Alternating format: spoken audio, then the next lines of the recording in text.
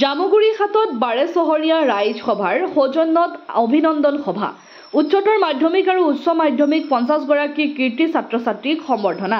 জামুগুৰি বাৰেচহৰীয়া ৰাইজ সভাৰ সৌজন্যত বাৰেচহৰীয়া মহিলা সভাৰ সহযোগত আৰু বাহবাৰী সত্ৰৰ ৰাইজৰ আতিথ্যত বাৰেচহৰীয়া যুৱ সভাৰ উদ্যোগত আজি কীৰ্তি ছাত্ৰ-ছাত্ৰীৰ অভিনন্দন সভা অনুষ্ঠিত হয়। জামুগুৰি হাটৰ বাহবাৰী সত্ৰৰ নামঘৰত অনুষ্ঠিত এই অভিনন্দন সভাৰ আৰম্ভণিতে সুমধুৰ কণ্ঠৰে বৰগীত পৰিৱেশন কৰে ঋতিকা মহন্তই।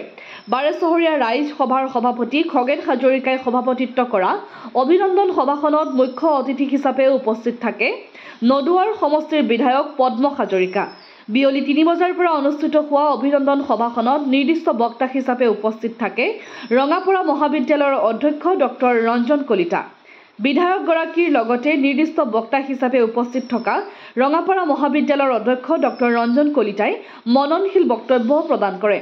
সভাত জামুগুৰি পৌৰসভাৰ পৌৰপতি পল্লবিতা শৰ্মা মহন্ত বিশিষ্ট অতিথি হিচাপে অৱসৰী অধ্যক্ষ জীৱন বৰা উপস্থিত থকাৰ লগতে বক্তব্য প্ৰদান কৰে।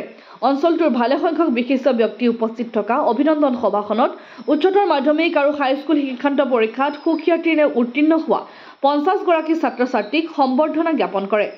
ছাত্ৰ-ছাত্ৰীসকলক একোখনকৈ ফুলাম গামোচা, মানপত্ৰ, কিতাপ আৰু গছপুলিৰে সম্বৰ্ধনা জনোৱা হয়।